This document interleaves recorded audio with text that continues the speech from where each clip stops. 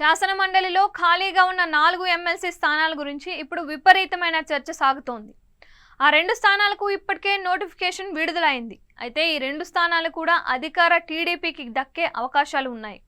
ఎన్నికల సందర్భంగా ఆయా నేతలకు టీడీపీ అధినేత చంద్రబాబు హామీ ఇవ్వడంతో ఎవరికి ఆ పదవులు దక్కుతాయో అనే ఆసక్తి నెలకొంది.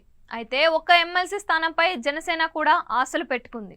మరోవైపు టీడీపీ నుంచి ఆశావాహుల లిస్టు కూడా పెద్దదిగానే కనిపిస్తుంది.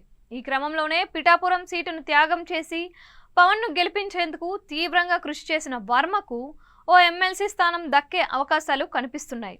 ఎన్నికల సమయంలో ఆయనకు ఎమ్మెల్సీ ఇచ్చి మంత్రి పదవి కూడా ఇస్తానని చంద్రబాబు హామీ ఇచ్చారు. దీంతో ఒక స్థానం వర్మకు కేటాయించడం ఖాయంగా కనిపిస్తోంది. మరో ఎమ్మెల్సీ స్థానం వంగవీటి రాధాకు కేటాయించి మంత్రి పదవి ఇస్తారంటూ ప్రచారం కూడా సాగుతోంది. తొలుత 25 మందితో మంత్రివర్గాన్ని భర్తీ చేయాలని భావించినప్పటికీ రాధా కోసం ఓ మంత్రి పదవిని భర్తీ చేయకుండా ఉంచారని సమాచారం. ఉమ్మడి కృష్ణా జిల్లాలో బీసీలకు 2 మంత్రి పదవులు ఇచ్చారు.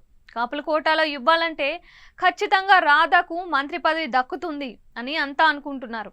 అయితే తాజాగా రేసులోకి మాజీ మంత్రి దేవినేని ఉమా పేరు తెర మీదకు వచ్చింది. మైలవరంలో వసంత కృష్ణ ప్రసాద్ కోసం సీటును వదులుకున్న దేవినేని ఉమకు ఇస్తారు అని టీడీపీలో జోరుగా ప్రచారం సాగుతోంది.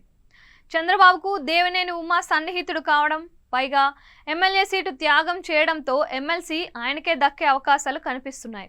మొదట దేవినేని ఉమకు ఎమ్మెల్సీ కేటాయించాలని చంద్రబాబు భావిస్తున్నట్లు తెలుస్తోంది. త్వరలో ఖాళీ కాబోయే ఎమ్మెల్సీ స్థానాల్లో ఒకటి రాధాకు ఇవ్వాలనే ఆలోచనలో చంద్రబాబు ఉన్నట్లు సమాచారం. అసెంబ్లీ సమావేశాల తరువాత చంద్రబాబు, పవన్ కళ్యాణ్ ఎమ్మెల్సీలపై నిర్ణయం తీసుకునే అవకాశం కనిపిస్తోంది.